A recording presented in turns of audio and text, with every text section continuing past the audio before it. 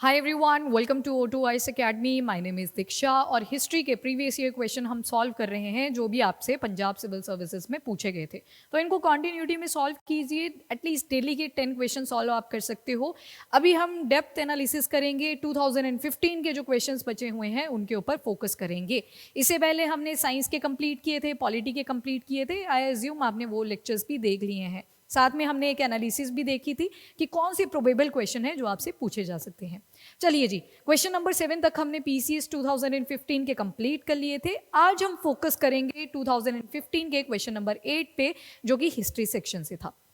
आपसे पूछा गया है इंडस वैली सिविलाइजेशन को लेके एक क्वेश्चन कि which of the following toilet and cosmetic objects were not likely to known by Indus valley people. यहाँ पे लिखा है नॉट, मतलब कोई ऐसी प्रोडक्ट है नीचे जो आपके इंडस वैली पीपल को पता नहीं थी, क्योंकि इंडस वैली पीपल जो थे काफ़ी इंटरेस्टेड थे कॉस्मेटिक प्रोडक्ट्स में। तो they were quite aware about the bronze mirrors. Mirrors भी हुआ करते थे। अब देखो यहाँ पे एक वर्ड आ गया, that is bronze.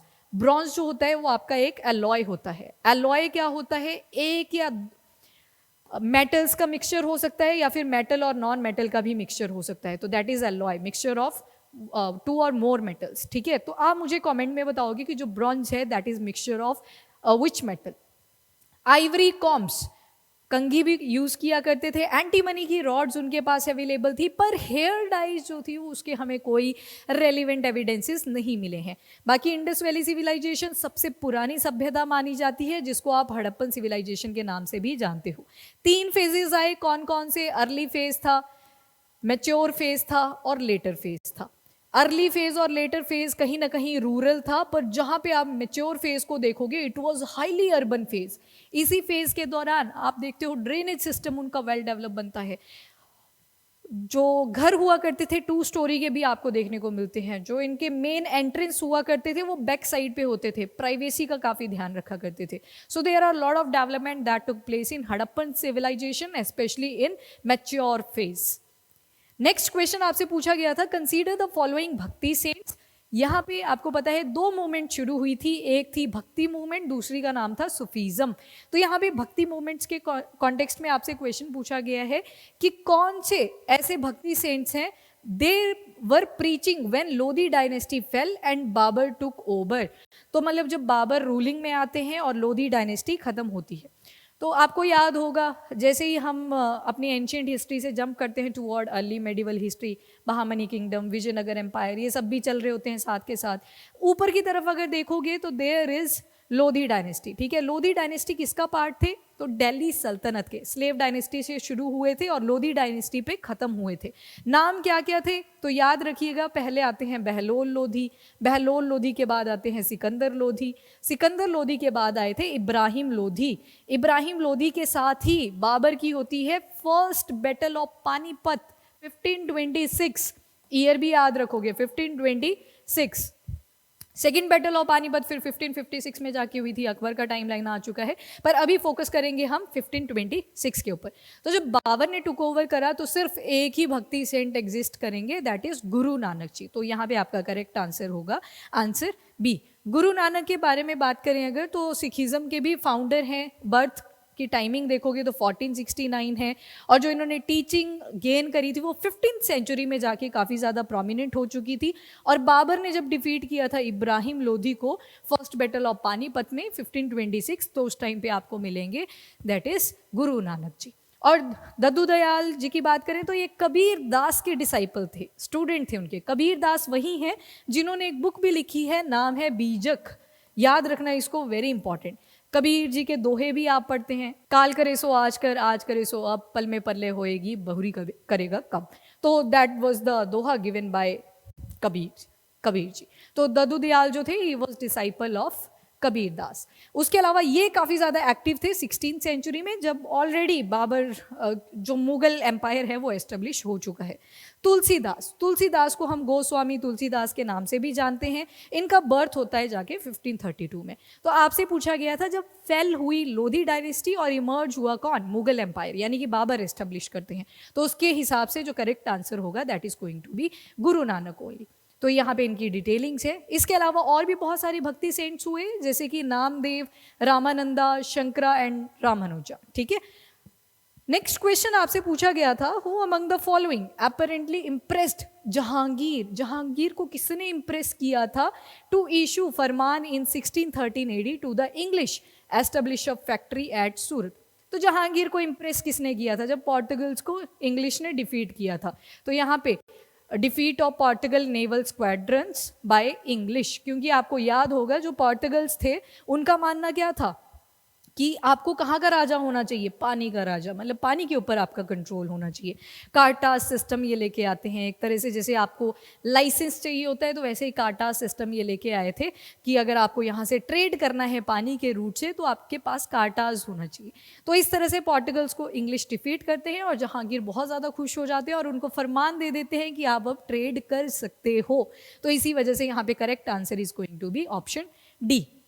Now which one of the following is correctly matched? आपसे एजुकेशन रिलेटेड चीजें पूछ रखी हैं, आपको बताना है कौन यहाँ पे करेक्टली मैच्ड है, यानी कि बाकी के 3 जो है वो गलत है और सही कौन कौन से हैं।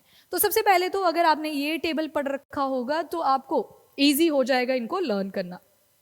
देखो, मॉडर्न एजुकेशन ऐसे ही थोड़ी आई थी। सबसे पहले चार्टर एक्ट आया 1813 का, जिसके तहत 1 लाख रुपया दिया गया था इंडियंस की एजुकेशन पे।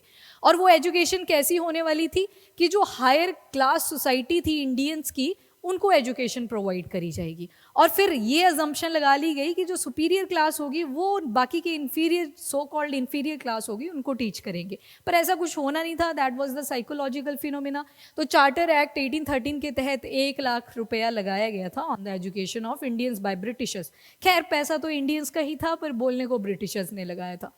फिर आती है लॉर्ड मैकॉले कमेटी, ये आई थी आपके 1823 में और इनका मेन जो फोकस था, जो एक तरह से लोग क्रिटिसाइज कर रहे थे ब्रिटिशर्स को, उसको टैकल करने के लिए लाया था। फिर मैकॉले मिनट देखोगे आप, 1835 ईयर है, जिसके तहत डाउनवर्ड्स के लिए रिकमेंडेशन लेके आए, मतलब जो नीचे वाले लोग हैं, फिल्ट्रेशन थ्योरी आती है यहाँ पे, government would educate only few Indians who in turn will educate the masses. Psychological phenomena charter act 1813 में दिख चुका है, पर अब क्या हो रहा है, मैकॉले मिनट के तहत इस साइकोलॉजिकल को एक्सपेक्ट को कहाँ पे, पेपर के ऊपर लिखा जा रहा है। उसके बाद आता है वुड्स डिस्पैच 1854, जिसको Magna carta of modern education भी बोल दिया जाता है, इंडियन एजुकेशन बोल दिया जाता है। मेन फोकस कहाँ कहाँ पे किया, तो इंडियन एजुकेशनल सर्विस, एक गवर्नमेंट स्कूल हर एक डिस्ट्रिक्ट के अंदर, वर्नाक्यूलर लैंग्वेज के ऊपर ज़्यादा फोकस किया गया along with the English language. Vernacular language क्या होती है, हर एक लोकेलिटी में कोई पर्टिकुलर बोली होती है तो उसके ऊपर फोकस किया गया। उसके अलावा universities in Bombay, Madras and Calcutta, again वही 3 इंपॉर्टेंट सेंटर्स। कौन कौन से? उस टाइम पे एक होता था आपका कैलकाटा, क्योंकि ब्रिटिशर तो ज़्यादा इसी पार्ट में रहा करते थे। देन एक मद्रास में बोला यूनिवर्सिटी ओपन करने को, और एक बोला था यहाँ पे, दैट इज़ इन बॉम्बे। तो ये सब कहाँ पे हुआ, वुड्स डिस्पैच। वहीं पे अगर आप ऑप्शन देखोगे वुड्स डिस्पैच वाली, ये बोल रहा है कि प्राइमरी एजुकेशन पे फोकस किया, तो ये तो इनकरेक्ट हो जाएगी। अगर आपने हायर एजुकेशन से रिलेटेड एक्ट और कमीशंस पढ़ रखे थे तो it was easy to attempt. तो वुड्स डिस्पैच वाला ऑप्शन तो हो जाता है आपका गलत। फिर नेक्स्ट देखते हैं हंटर कमीशन क्या कहते हैं। हंटर कमीशन आया 1882 में, जिनका मेन फोकस था प्राइमरी एजुकेशन के ऊपर। और प्राइमरी एजुकेशन किस लैंग्वेज में, वर्नाक्यूलर लैंग्वेज, जो उन लोगों की अपनी बोली है उसमें ये कंडक्ट कर सकते थे।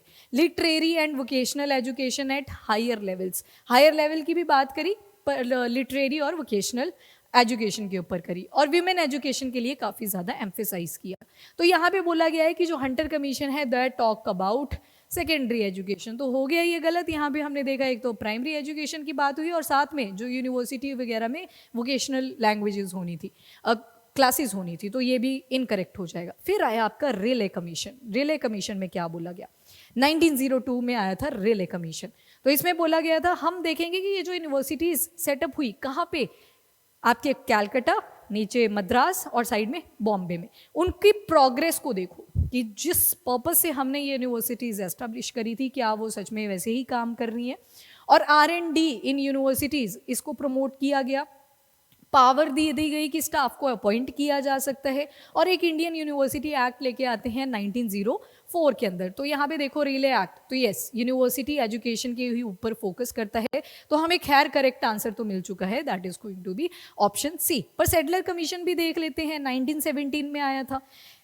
यहाँ पे क्या करना था, जो कैलकाटा यूनिवर्सिटी थी और जो सेकेंडरी एजुकेशन चल रही थी इंडिया के अंदर, उसके ऊपर चेक करना था कि क्या कंडीशन है। 12 years school and 3 years degree courses उनको रेकमेंड किया गया, अभी रिकमेंडेशंस कही हैं। और जो सेकेंडरी और इंटरमीडिएट स्कूल एजुकेशंस थी उनके लिए बोर्ड सेटअप कर दिए गए, जैसे आज के टाइम पे पंजाब के लिए देखोगे PSCB है, तो उसी तरह से 7 न्यू यूनिवर्सिटीज़ और ओपन कर दी गई। फिर उसके बाद हार्टोक कमेटी आती है, वारदा स्कीम एजुकेशन आती है, सर्जेंट प्लान आता है एजुकेशन का। पर जो आपका UGC एक्ट है, UGC एक्ट आया था 1956 के अंदर, पर कौन से कमीशन के रिकमेंडेशन पे आया था? वेरी इंपॉर्टेंट, आपसे पूछा जा सकता है। नाम था राधा कृष्णन कमेटी।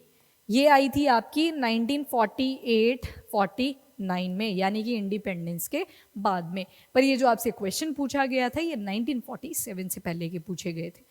नेक्स्ट देखते हैं, under the government of India act 1935 each of the following provincial legislature consisted of 2 chamber except. हर जगह पे बाई कैमरल स्ट्रक्चर है, पर कौन से में नहीं है? जैसे आज के साथ एग्जाम्पल करें तो there is legislative assembly, legislative council. उस टाइम पे मेजॉरिटी ऑफ जो स्टेट प्रोविंसेस थे उनके पास हुआ करता था बाई कैमरल स्ट्रक्चर, पर सिर्फ एक ऐसा स्टेट है, एक ऐसा प्रोविंस है जिसके पास नहीं था, दैट इज पंजाब।